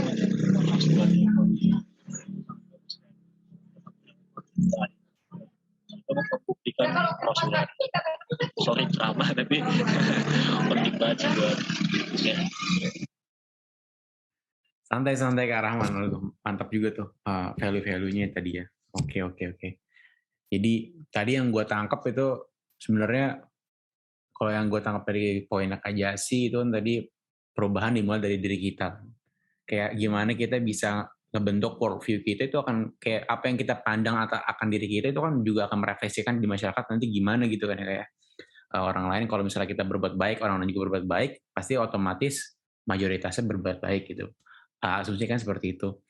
Dan tadi juga permasalahan responsibility dan akhlak. Tadi juga dari ceritanya Kak Rahman itu menarik banget sih.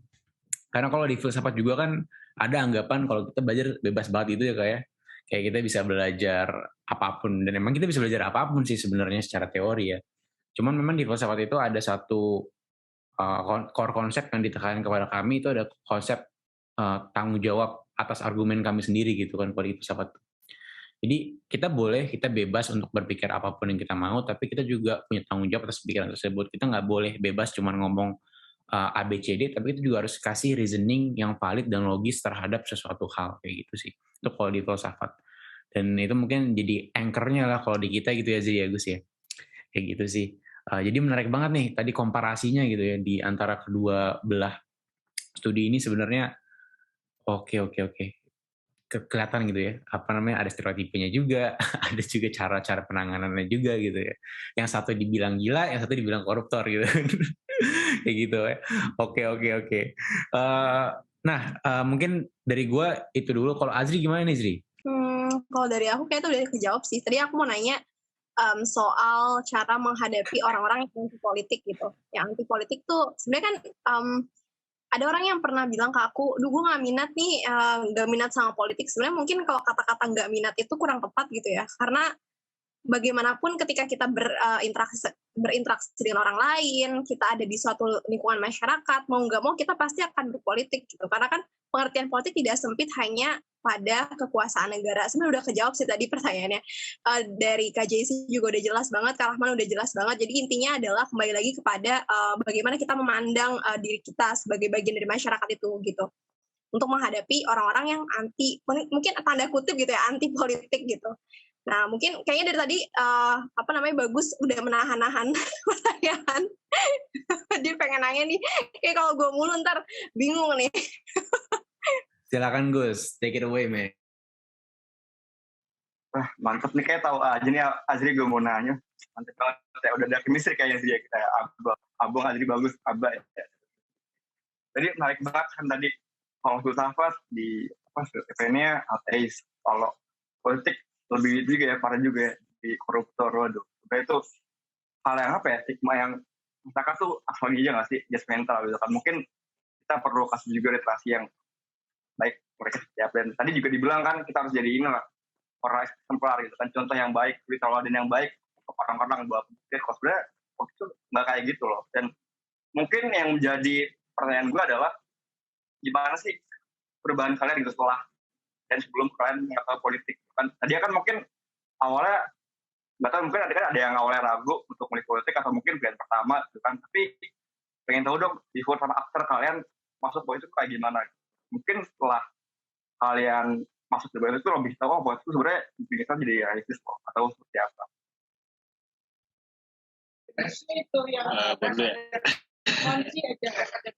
Before and after terjun politik. Before sih lebih menganggap hal sesuatu yang terjadi di dunia itu simpel. Tapi setelah mendalami politik, coba segala macam, memang membuka mata dan pikiran bahwa dunia ini kusut, fuck up, penuh orang jahat, bajingan semua. Jadi memang ya itulah, ilmu politik itu adalah salah satu jembatan untuk mengetahui realitas hidup sebenarnya, di mana memang interaksi erat itu dengan manusia yang sama-sama memiliki ambisi, tujuan untuk meraih kepuasan material dan materi. Memang agak shock juga ya buat orang-orang yang nggak kuat dan terbiasa mikir terlalu dalam yang berat-berat itu. Memang shock, dan mungkin orang juga bakal malas gitu, karena entah dia secara pribadi kebutuhan primer belum kelar, ngapain sih gue ngebahas yang kejauhan yang nggak bisa gue jangkau gitu. Kebanyakan sih orang-orang begitu yang enggak gitu politik, karena dari dia sendiri belum berkembang, dan juga dia ada ya maunya happy aja, nggak mau tahu dunia yang ribet itu jahat gitu sih. Itu preferensi orang ya. Jadi ya amat sangat disayangkan orang-orang yang seperti itu. Ya dia hanya jadi budak dari orang yang kesian sekali. Artinya kan itu pilihan mereka. Udah dari itu. Dunia memang ada. Oke, kalau gua setelah masuk ilmu politik ya sama, waktu awal-awal gue juga belum mengenal politik, gue nih nggak ada, gue politik nggak suka gue yang kayak gitu. Tapi setelah ya takdir berkata lain kan, mau di apa gitu kan, ya udah akhirnya gue masuk ilmu politik, gue mau pelajari ilmu politik, dan akhirnya salah satu yang membuat gue, yang salah satu gue dapat adalah gue bisa world view mengenai suatu pandangan politik, mengenai suatu sistem terjadi gitu. Kayak misalnya kenapa, contohnya aja tadi yang gue ceritain gitu kan. Kenapa sih banyak orang tuh berkoruptor gitu kan. Nah ternyata gue ngerti gitu. Terus mungkin kenapa sih orang-orang tuh misalnya lebih mentingin uang gitu kan, kayak gitu. Jadi salah satu value yang gue dapat setelah masuk politik adalah persepsi, cara berpikir gue, pandangan gue melihat fenomena politik, realitas politik yang terjadi, itu gue bisa ngerti gitu, dan gue bisa relate gitu. Oh ternyata gini ya, dan itu sudah menjadi kajian yang ibarat kata makanan sehari-hari lah untuk anak-anak politik gitu, lihat fenomena realitas politik gitu kan. Nah imbas yang paling terjauhnya adalah dengan gue mengerti gitu mengenai suatu fenomena politik yang terjadi, ya ini secara nggak langsung ngebentuk kerangka berpikir gue gitu, mengenai pandangan gue melihat mengenai fenomena politik gitu. Jadi itu sih yang gue dapetin secara lebih jauh mengenai ilmu setelah gue masuk ilmu politik, cara berpikir, dan gue ngerti gitu sistem ini bekerja ibaratnya seperti itu. Kalau gue dari gue pribadi ya, memang sebetulnya tujuan awal gue itu bukan menjadi mahasiswa politik gitu, tetapi mahasiswa psikologi dulu. Gitu. Namun ada lain dan halnya, tuh akhirnya keterima di politik. Dan memang juga ini menjadi hal yang coba-coba gitu. Karena dari keluarga inti gitu, dari ayah, ibu, sampai abang gue sendiri itu semuanya jurusannya agama semua gitu, sarjana agama semua gitu. Dan gue satu-satunya di dalam keluarga gue yang istilahnya mengambil jalan lain lah. Nah, sebelum gue terjun ke politik atau menjadi mahasiswa politik gitu ya gue layaknya masyarakat awam lah, masyarakat umum gitu kan, yang melihat fenomena-fenomena politik hanya yang disajikan oleh media gitu kan.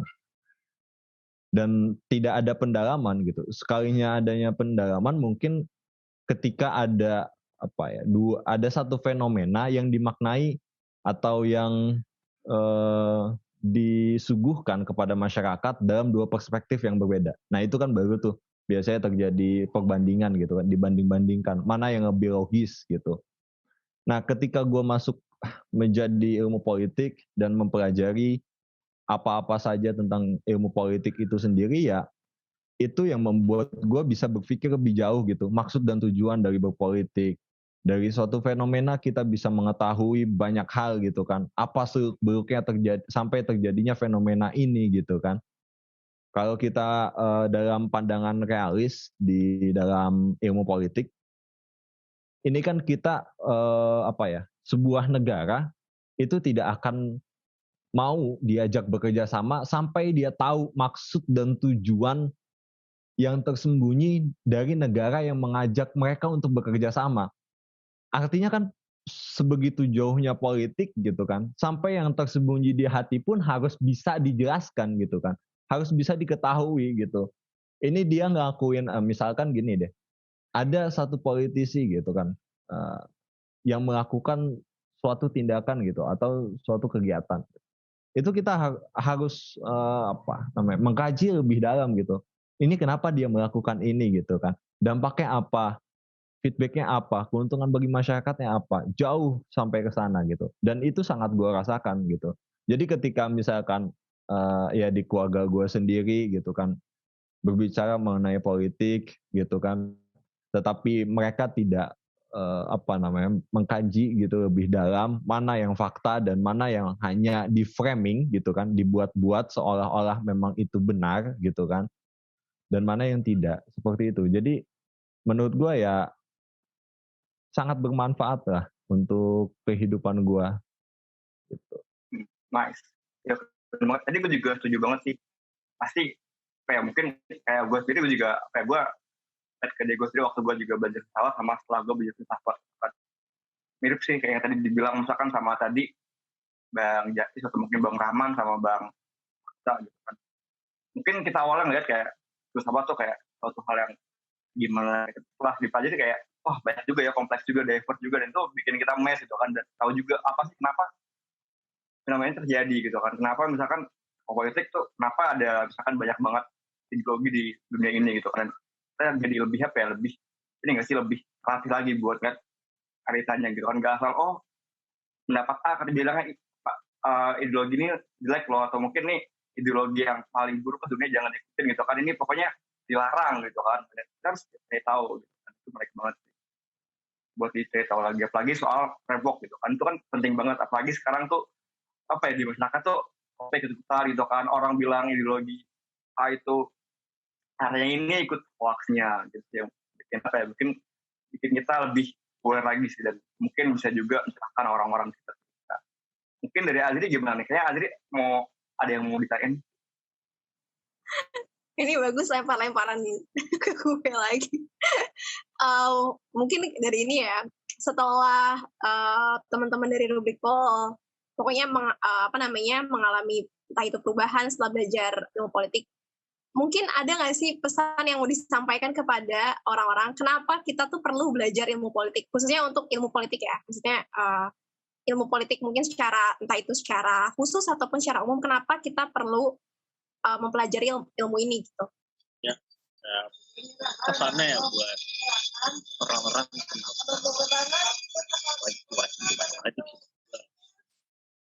wajib semi wajib lah gitu untuk belajar politik, karena ini adalah sebuah gerbang membuka mata dan pikiran terhadap realita hidup.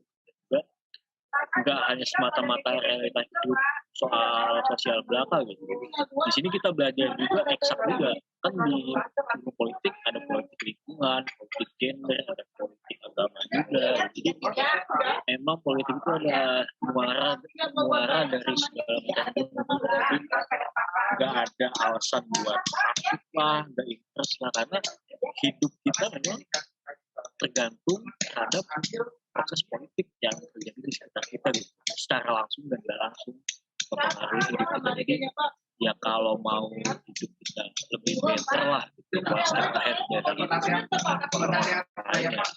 saya lah belajar politik pelan-pelan, nggak perlu jadi aktor lah gitu. Yang penting lu bisa analisis isu-isu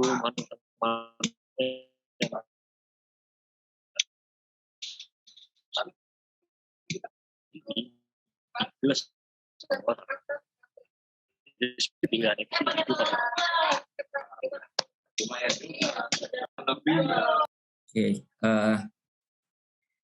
mungkin yang pengen gue sampein sama teman-teman, kenapa sih harus sebenarnya bukan belajar politik sih, melek politik. Cukup menurut gue sih cukup melek politik aja, jangan apolitis gitu, jangan anti politik. Kenapa? Karena ya sebagaimana yang kita tahu juga kan, semuanya itu kalau kata sastrawan Jerman mungkin teman-teman tahu, mulai dari makan kita, pakaian kita, mulai dari hal-hal yang kita butuhkan, seluruh aspek kehidupan kita itu secara tidak langsung itu merupakan hasil dari suatu kebijakan politik gitu. Nah, jadi ketika teman-teman nggak melek politik atau anti politik, maka ya teman-teman ya hanya sekedar menjadi apa ya, ibaratnya seorang yang tidak merdeka gitu. Jadi karena setiap kebijakan yang diatur itu ya tidak lepas, apa yang kita rasakan tidak lepas dari suatu kebijakan yang diatur gitu. Jadi untuk tentunya untuk sebagaimana tadi pengertian politik ya, untuk bisa gimana caranya teman-teman merasakan manfaat gitu kan dari suatu kebijakan tertentu, maka ya teman-teman harus bisa melek politik gitu. Itu sih menurut gue kenapa harus melek politik ya buat teman-teman. Ya, kalau pesan dari gue mungkin gini ya, untuk semua yang mendengarkan ataupun menonton podcast ini gitu ya. Ya kita memang tidak wajib untuk mempelajari ilmu politik secara mendalam gitu. Tetapi setidaknya dasar-dasar politik dari kita semua ini bisa memahami hal itu gitu. Kenapa ini menjadi penting? Karena menurut saya ketika kalian mempelajari politik, kalian bisa tahu gitu maksud dan tujuan seseorang yang berbuat sesuatu atau melakukan suatu tindakan gitu.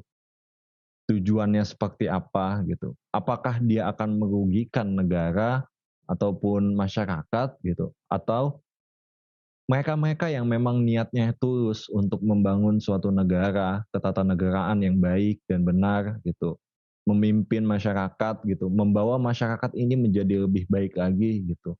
Ya benar tadi seperti yang disampaikan oleh Aksa dan juga Kak Rahman ini, nggak wajib untuk mempelajari semuanya gitu kan, dan juga mungkin bukan menjadi aktor ya, tetapi mungkin bukannya tidak wajib menjadi aktor, tapi berpartisipasi juga perlu gitu dalam berpolitik gitu. Jadi janganlah terlalu anti dengan politik, karena politik tidak selalu tentang hal yang kotor, hal yang menjijikkan gitu.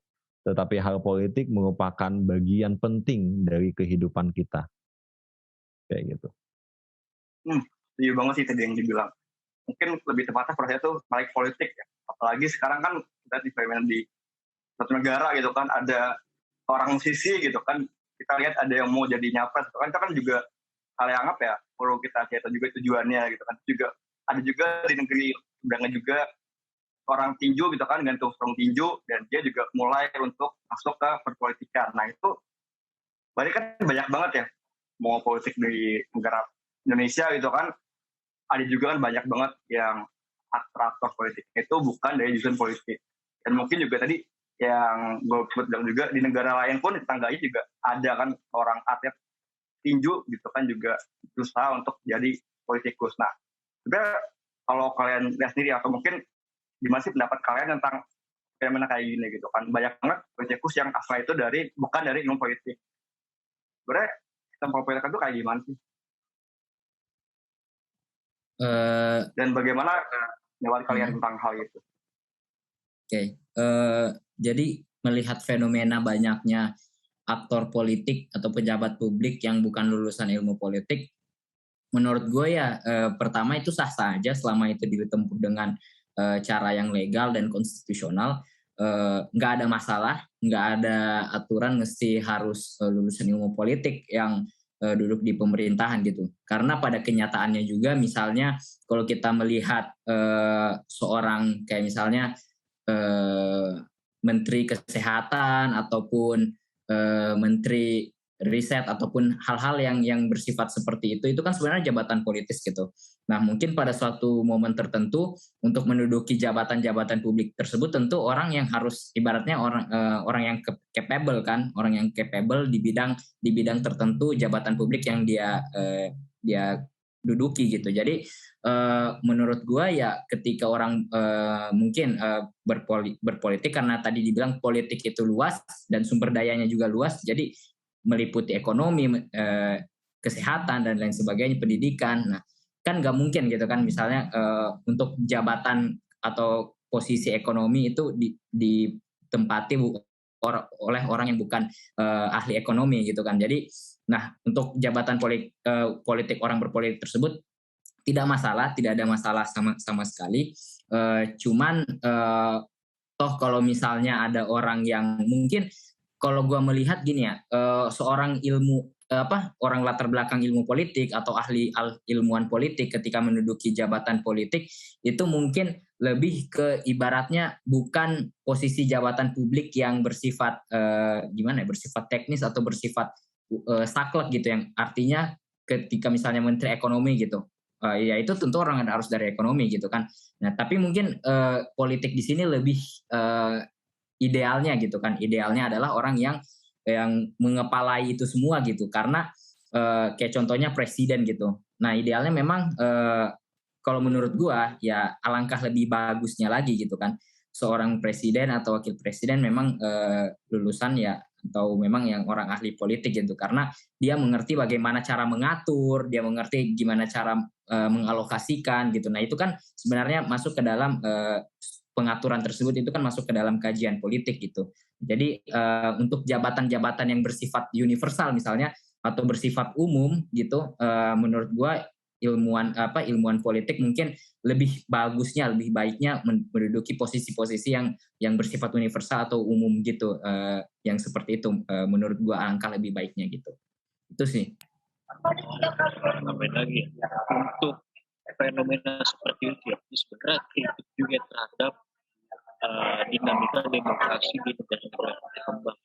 Karena begini, di sini aktor-aktor politik yang misalnya kayak dari artis menjadi presiden atau apa itu sebenarnya memanfaatkan satu bisa bilang sih kecacatan. Karena kan di dalam demokrasi itu kan ya untuk menjadi sebuah pemimpin itu kan lu butuh legitimasi ya, dari masyarakat. Nah itu legitimasi itu kan ya dukungan berupa jumlah surat suara di TPS. Nah para aktor-aktor politik yang bukan dari bidang politik itu sendiri memanfaatkan popularitas dalam bidangnya itu sendiri, misalnya kayak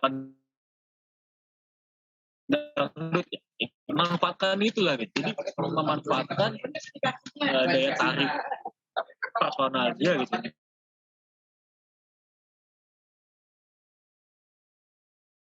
Sebenarnya bermasalah ya gitu. dinamika demokrasi ke depan, karena akan melahirkan demokrasi, yaitu ya demokrasi yang dipimpin oleh orang goblok, dan hal itu banyak di dalam sejarah gitu. Contohnya nih zaman Uni Soviet Stalin gitu. Ketika Stalin naik kan itu ada pembersihan jabatan-jabatan, nah di situ diisi oleh orang-orang politis semua, jadi tidak ada orang-orang sesuai capable di pos itu. Jadi ya hasilnya bisa kita lihat bahwa di periode 1920 hingga invasi Jerman itu ya Uni Soviet melabakan. Itulah salah satu efeknya. Jadi memang fenomena-fenomena aktor politik gaduh seperti itu ya harus dihilangi gitu. Tapi kan ini balik lagi ke masyarakat itu sendiri. Masyarakat sebenarnya ketika sudah cerdas, dia tidak akan memilih orang-orang yang seperti itu. Karena ya ngandelin tampang lah, apa dia pernah main sinetron lah. Jadi nggak akan, karena memang kondisi masyarakat kita masih amat sangat kurang ya, jadi ya masih tumbuh subur gitu aktor-aktor politik dari masyarakat. Itu sih analisa. Kalau menurut gua melihat banyaknya aktor-aktor politik gitu ya, atau orang-orang yang terjun ke politik gitu, misalkan kita lihat aja di Indonesia gitu kan, yang terjun ke politik nih dari kalangan selebritis gitu, terus influencer gitu kan, entrepreneur gitu kan, para pembisnis gitu. Ya itu menjadi hal yang wajar sih gitu kan, ketika mereka berpindah gitu kan dari kebiasaannya menjadi seorang politisi gitu. Dan itu yang perlu kita kaji sebetulnya kan. Kenapa sih nih gitu kan? Itu kan menjadi pertanyaan besar nih. Kenapa sih nih mereka-mereka yang sebetulnya hidupnya udah enak gitu kan, income-nya per bulan gitu bisa miliaran, triliunan gitu kan, dari usahanya, dari bisnisnya gitu. Kalau tadi berbicara petinju yang gantung sarung tinjunya gitu kan, padahal dari pendapatan dari dari bermain tinju gitu kan, itu lebih besar daripada gaji-gaji menjadi seorang politisi gitu kan. Bahkan sempat disampaikan sendiri oleh anak presiden kita gitu kan, bahwa gaji Bapak Presiden dan juga seorang wali kota gitu kan, itu tidak lebih besar dari gaji seorang pengusaha gitu. Tapi kan menjadi pertanyaan besar gitu, kenapa banyaknya pengusaha, banyaknya pembisnis, banyaknya artis yang akhirnya berpindah gitu dari profesinya menjadi seorang politisi gitu. Nah itulah yang menarik untuk kita kaji gitu. Nah sebetulnya kalau misalkan kita mau mengkaji ya, kan kita perlu nih mengetahui gitu kan, pembisnis kenapa sih pindah gitu. Ya simpelnya sih seperti ini, misal ketika kita mau melakukan suatu bisnis itu kan kita harus mengikuti aturan main yang ada di suatu negara gitu kan. Nah ketika nantinya bisnis itu terhambat oleh aturan-aturan yang dibuat gitu kan oleh negara ataupun oleh penguasa, maka cara terbaiknya adalah ikut dalam kekuasaan untuk membentuk iklim bisnis yang mendukung bisnisnya. Jadi perpindahan seorang misalkan pembisnis ini gitu, kita bisa kaji sedalam itu gitu. Oh dia pindah menjadi seorang politisi ya untuk mengamankan bisnis-bisnis yang ada gitu, agar tidak terbuang, agar terus eksis gitu kan di masyarakat, seperti itu sih. Jadi ada vested interest gitu loh kayak perpindahannya itu ya. Oke. Baik. Wah, oke. Ini tadi udah panjang juga nih jawabannya. Oke, mantap. Mungkin Kak, ini kan berhubung juga udah hampir mau selesai nih sesi kita kan. Satu pertanyaan lagi dari aku untuk menyimpulkan ibaratnya tema kita ini. Apa sih hubungan antara ilmu politik dengan filsafat gitu? Karena kan itu kan tema besar kita. Kita kan pengen ngaji interdisipliner dari filsafat dan ilmu politik gitu ya. Kalau dari kakak Rublik Pol sendiri tuh gimana menurut kalian? Untuk tema besar kali ini itu komparasi kurang lebih antara ilmu politik dan filsafat. Kesimpulannya adalah bahwa sebenarnya ilmu politik dan filsafat itu sangat berikan ya, dan juga memiliki spesialisasi dan paradigma tersendiri. Contohnya untuk filsafat jadi lebih secara teoritis dan membahas hal-hal yang ideal gitu kan, sebuah permasalahan gitu. Untuk politik di sini lebih realistis dan lebih taktis terhadap apa yang ditafsirkan oleh filsafat-filsafat. Jadi kita memang satu saudara gitu, ya, tidak bisa dipisahkan satu sama lain. Baik, mungkin Kak Jasi mau nambahin Kak? Ya, mungkin kalau tambahan dari saya ya, dari filsafat politik gitu ya, kita mungkin menyebutnya. Karena kan tadi kalau kata Kak Rahman itu bahwa ya filsafat kita mengkaji bagaimana selayaknya, seidealnya gitu kan, tentang suatu hal atau suatu konsep gitu. Dan pengimplementasiannya itu ya pada politik praktiknya gitu kan, dalam praktiknya seperti itu. Nah, dirasa perlu adanya filsafat politik gitu agar kita bisa memahami nih bagaimana sih seharusnya dan seyogianya gitu kan negara berjalan seperti itu. Kita harus mengkaji terus sampai ke akar-akarnya gitu kan, sampai sedalam mungkin mengenai politik itu seperti apa gitu, agar kita juga enggak mudah untuk dibodohi gitu kan dari politik itu sendiri gitu. Maka saya rasa itu dijadikan hal yang perlu sih. Oke, mungkin menurut gua sebagaimana tadi dari pengertian filsafat ya, maksudnya sejarah perkembangan ilmu politik gitu kan maksudnya. Ilmu politik itu kan kalau misalnya secara idea, secara gagasan itu memang sudah lama sejak ada bahkan saat Yunani klasik gitu kan. Nah, yaitu mulai dari gagasan-gagasan pemikiran Socrates, Plato, dan Aristoteles gitu. Dan bahkan setelahnya pun masih ada juga Thomas Hobbes, bahkan sampai sekarang yang kontemporer atau filsuf kontemporer mungkin Hannah Arendt gitu kan. Nah jadi menurut gua tentu filsafat politik ini pastinya memiliki hubungan keterkaitan yang sangat erat di antara kedua disiplin ilmu ini gitu. Jadi baik itu filsafat ataupun politik, tentu politik sendiri kita tahu juga ya, maksudnya filsafat itu kan merupakan kalau bisa dibilang adalah rumah atau ibaratnya dasar dari segala perkembangan ilmu pengetahuan saat ini gitu. Nah termasuk juga politik yang bisa berkembang juga dari pemikiran aliran filsafat gitu kan. Nah jadi tentu kedua kajian ini pasti sangat saling mempengaruhi gitu. Baik itu filsafat memikirkan bagaimana idealnya suatu ketatanegaraan yang pas atau suatu gambaran konsep bagaimana hubungan antara penguasa dan masyarakat yang pas gitu kan. Nah itu kemudian menjadi aliran pemikiran filsafat ada di dalamnya dan kemudian menjadi kajian politik sampai saat ini gitu. Jadi kedua kajian ini sangat saling berkaitan erat antara satu sama yang lain. Wah, baik. Setuju Kak. Berarti tadi sebenarnya saling melengkapkan ya semuanya, pernyataan Pak Jasi, Kak Rahman, dan Kak Aksa. Kalau kita bisa melihat bahwa sebenarnya interdisipliner itu real gitu ya. Ada kaitan interdisipliner yang jelas antara filsafat dengan studi ilmu politik.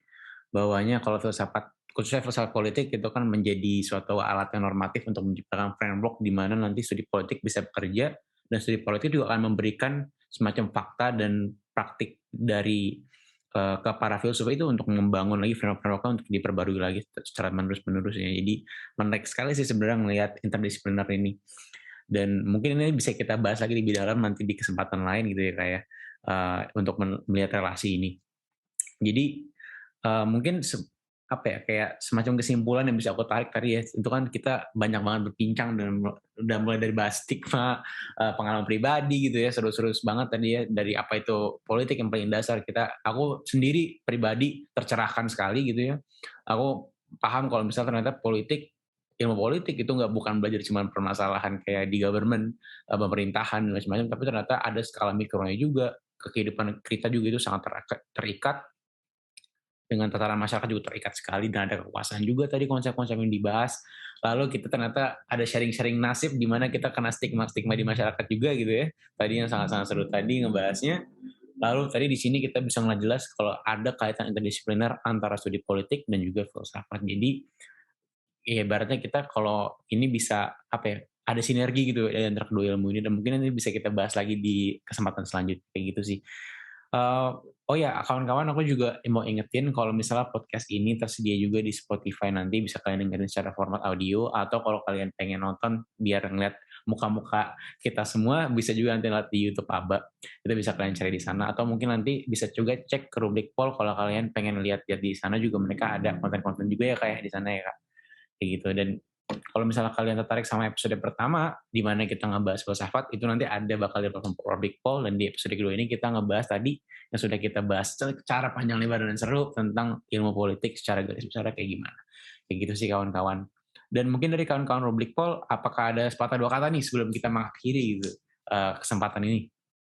Closing statement jatuhnya ya gimana sih? Oke, jadi statement ya sebelumnya gue mewakili Bipol ya, berterima kasih dan juga mohon maaf ya terhadap ya kekurangan dari segi kualitas teknis dari kita lah gitu ya. Dan gue amat sangat mengapresiasi kepada Abel ya bisa collab bareng ya kan, ya sharing-sharing ilmu lah gitu kan daripada diperdebatkan. Alhamdulillah. Jadi project statement dengan tema besar filsafat eks politik. Nah, ini sebenarnya pesan ya buat orang-orang di luar sana gitu ya, yang masih ragu untuk mendalami entah politik atau filsafat. Jangan takut. Ini kita tidak mengajari kalian untuk jadi ateis, jadi koruptor, tidak. Itu balik lagi ke personal kalian masing-masing. Jadi jangan mengkambing hitamkan ilmu itu ya. Gimana teman-teman menjalani ilmu tersebut ya tergantung kalian gitu. Jahat ya. Resiko sendiri, kalau mau baik ya resiko sendiri itu juga masing-masing. Jadi filsafat dan politik ini juga saling berkaitan, tidak bisa dipisahkan dan saling melengkapi dan juga memiliki paradigma yang tersendiri, dan itu amat sangat relevan dengan kehidupan kita sehari. Jadi amat sangat rugi gitu untuk nggak belajar filsafat dan politik, karena untuk jadi modal kita survive di kehidupan, karena kita kan hidup bersosial gitu kan, hadapin orang. Filsafat dan juga politik itu subjek utamanya interaksi antar manusia gitu. Jadi amat sangat dianjurkan sih untuk belajar filsafat. Sekian sih dari gua dan juga Oke, kalau dari Aba juga makasih banyak nih Kak Rahman, Kak Aksa, dan Kak Yasi, juga teman-teman Rubrik Poll udah nyempetin waktu untuk datang ke sini, kita ngobrol-ngobrol ya, udah kurang lebih sejam lebih nih, kita ngobrol gak kerasa juga gitu kan. Dan kami juga tentu mohon maaf kalau ada kendala-kendala teknis atau kendala-kendala yang tidak dienakan gitu ya, mohon maaf sekali kalau misalnya kayak gitu. Mudah-mudahan kita bisa sering-sering lagi sharing-sharing kayak gini, dan mudah-mudahan kalian yang nonton dapat ilmu yang bermanfaat dari teman-teman Rubrik Poll. Dan kalau misalnya kalian tertarik sama ilmu politik, bisa banget kunjungin ke IG @rubrikpoll ya, karena kalau nggak salah Rubrik Poll juga sering bikin kelas diskusi juga gitu ya Kak ya. Jadi mungkin bisa banget check it out mereka dari di sana, kayak gitu sih kawan-kawan. Dan kalau dari Aba, sekian terima kasih sudah mau datang dari kawan-kawan Rubrik Poll. Makasih banyak Kak Yasi, Kak Rahman, Kak Aksa atas insight-nya. Thank you juga Azir sama Bagus nih udah nemenin gua di sini gitu kan. Kita tadi udah ngobrol bareng juga. Dan sampai jumpa semuanya, dan sehat selalu semua. Oke, bye-bye.